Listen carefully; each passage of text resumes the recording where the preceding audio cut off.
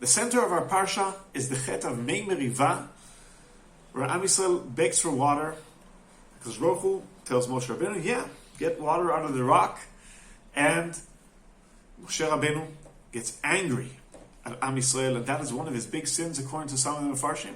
והקילו משה ואהרון את הקהל לפני הסלע, ויאמר להם שמונה המורים, listen up, you rebels, are we going to get water out of this rock?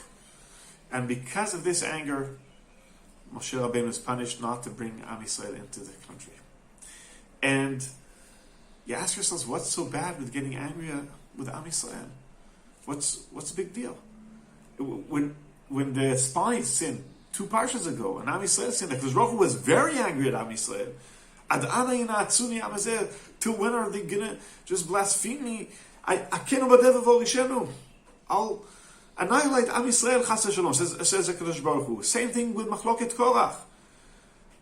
They say, HaKadosh Baruch Hu says, Yibadlu b'toch ha'ida azot v'chalei otam karaga, I'm gonna demolish them.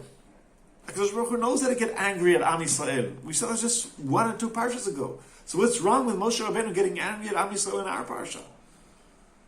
And the answer is probably that there's one big difference between Parshat Shlach and Korach and Parshat Chukat, or at least the second half of Parshat Chukat.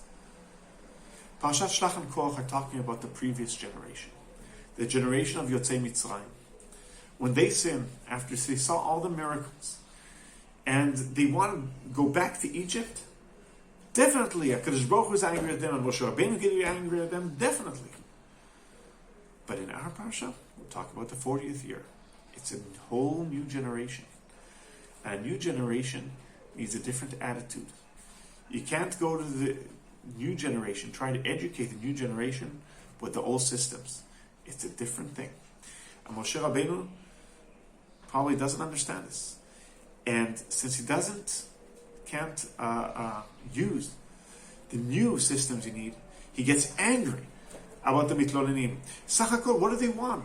They're angry. They complain. It's true, but they're complaining that they expect to go into Eretz Yisrael. They want to go into Eretz Yisrael, and they don't understand what they're doing in the middle of the desert. Lo makom zera v'teina v'gefen v'rimon. It's not a place where fruits and nothing to grow here. What are we doing here? We want to get to a good place. What do we get out of Egypt if we're not going to get to Eretz Yisrael? So at the end of the day, their intentions are good. They have a positive attitude. So they're complaining. So we need to take care of them and make sure they're satisfied and keep on leading them. And we can't use the old systems. And that's why the generations have changed, and therefore probably the leadership has to change. And we have to implement that also. Every generation is different. Sometimes the previous generations think that the educational system of the previous generation is good for the new generation. And it's not true. Every generation has something else, new things, and you have to use new systems and new ways of getting messages across and being able to accommodate the complaints and accommodate different challenges, and Mezrat Hashem do a good job educating the next generations. Shabbat Shalom.